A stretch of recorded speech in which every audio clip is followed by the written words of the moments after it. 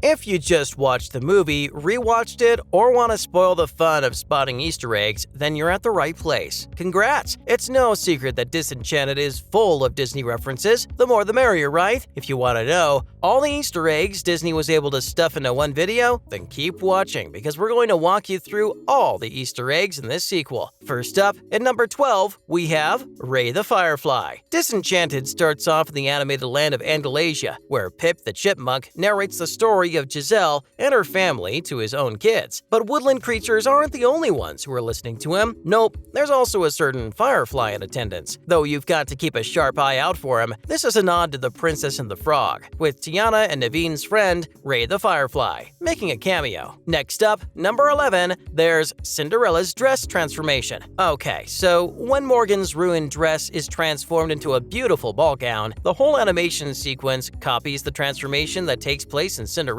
but it's not 100% identical. Cinderella's dress is transformed from rags to riches because that's her ticket to attending the royal ball and having fun. But in the case of Morgan, her bibbidi-bobbidi-boo moment happens because of Giselle's wishing tree that gave everything a fairy tale spin. Moving on, at number 10, the three fairies from Sleeping Beauty. The three fairies from Sleeping Beauty are referenced through a set of gardeners who are shown working when Giselle's family moves into Monroeville for the first time. They're even wearing the same colored outfits as the fairies, red, green, and blue. And not to forget, when the town is under Giselle's spell, they're given real fairy wings. Like, come on, it can't be more obvious, can it? In the beginning, they even tell Giselle that they're good at a nap time, which is a nod to the sleeping curse Aurora was put under in Sleeping Beauty. Following up at number 9, The Clock Strikes Midnight. It's not a Disney movie if there isn't a midnight deadline involved, right? We have yet to see a fairy tale movie where there wasn't a catch involved or a midnight curfew, and Disenchanted is no exception to this rule. It seems that Disney doesn't want our princess to have their happily ever after on easy mode. Cinderella's the best example of magic wearing off at midnight. The ball scene in Disenchanted also ends at midnight, but the characters are more than happy to say goodbye to the magic. Two other Cinderella references are, obviously, the Morgan and Tyler pairing is a direct reflection of Cinderella and Prince Charming.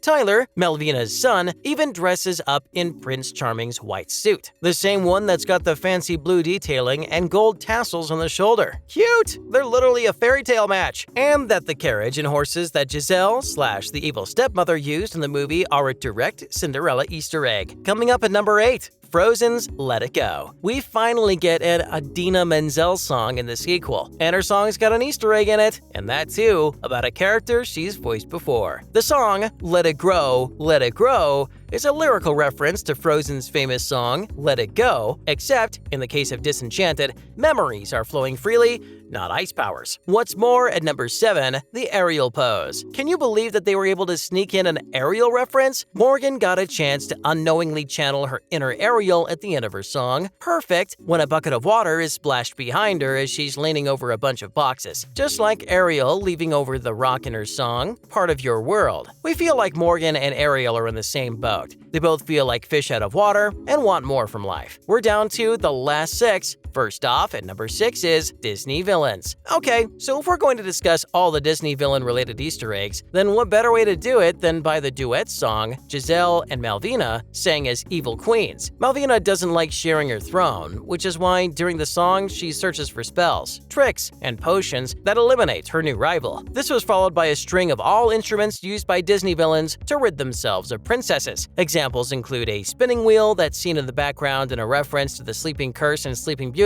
rose in a glass case inside Malvina's cupboard, a vial that was labeled Drink Me, which nods at Alice in Wonderland, as well as a poisoned apple, an iconic Snow White reference. But the evil queen of Monrelasia skips those items and instead decides on a sleeping potion, which, according to Maleficent, is a good option. And in terms of other villain references, stepsisters are nodded at through Malvina's 2 minions, Ruby and Rosaline, when they attended the Kingdom's Festival. Well, their clothes match those of Cinderella's 2 ugly stepsisters, Anastasia and Drusilla. And how can we forget the stepmothers have cats comment that Giselle made? That's an obvious nod to Lady Tremaine from Cinderella. Next up at number 5 is the Mickey Mouse broom. So this Easter egg pops up immediately after Giselle's wish is enacted and turns Monroeville into its fairy tale counterpart, Monrelasia. The new and improved town introduces itself through a happy fairy tale song, Duh, where we find Morgan doing her chores alongside a bipedal broom. This is the same broom that Mickey Mouse himself created in the Sorcerer's Apprentice sequence of Fantasia. How cool is that? We literally got goosebumps when we realized the connection. We wonder how the next Disney movie will top this Easter egg. Have you got any ideas? Moving on, at number 4, we've got Beauty and the Beast. Hello? Where do we even begin? Furniture that dances? Now you might be thinking, furniture that dances and talks? Did we watch the same movie? Don't tell us you missed out on all of Giselle's dancing appliances. We wish our kitchen appliances could sing and dance. Then maybe our coffee maker would greet us good morning, or maybe it would silently judge us for all the caffeine we consume.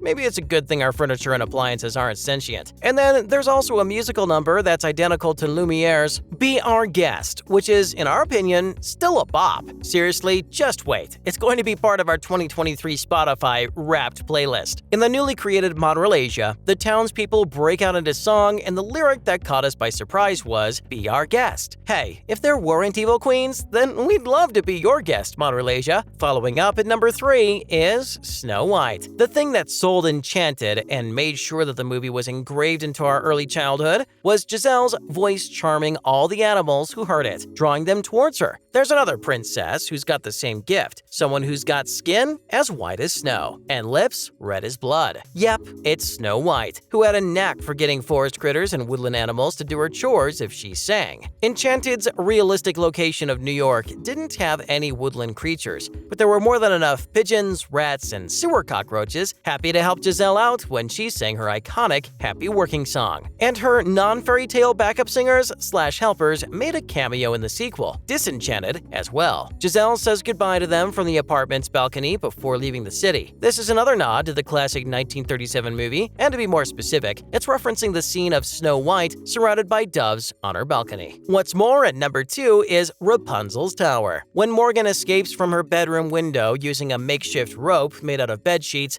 the first character that obviously popped into our heads was Rapunzel. Morgan doesn't have hair as long as Rapunzel's, and it doesn't glow when someone sings a certain song. But hey, the girl's just as quick on her feet like the long-lost princess of Corona. Finally, at number 1 is the Magic Mirror. Mirror, mirror on the wall, is Disenchanted the best movie of them all? If the answer's got anything to do with the number of Easter eggs, then it's 100% yes. Obviously, the mirror that we're talking about is the one the evil queen used in Snow White. Now, there's a magic mirror in Monroeville as well. It belongs to the owner of a local coffee shop, Edgar, who's played by actor Oscar Nunez. He also voices the magic mirror once the suburbs town transforms into Monrelasia. In the movie, Malvina quizzes him, the magic mirror, on who exactly is the most powerful individual in the fantasy version of Monroeville. Hey, you're not an evil queen if you don't have a magic talking mirror, though it seems that Malvina had big shoes to fill in when she took charge of Monrelasia. That's a wrap for this video. Was there any Easter egg in Disenchanted that took you by surprise? Let us know in the comments below. Make sure to give this video a thumbs up and subscribe to our channel for more videos like this. See you in the next one!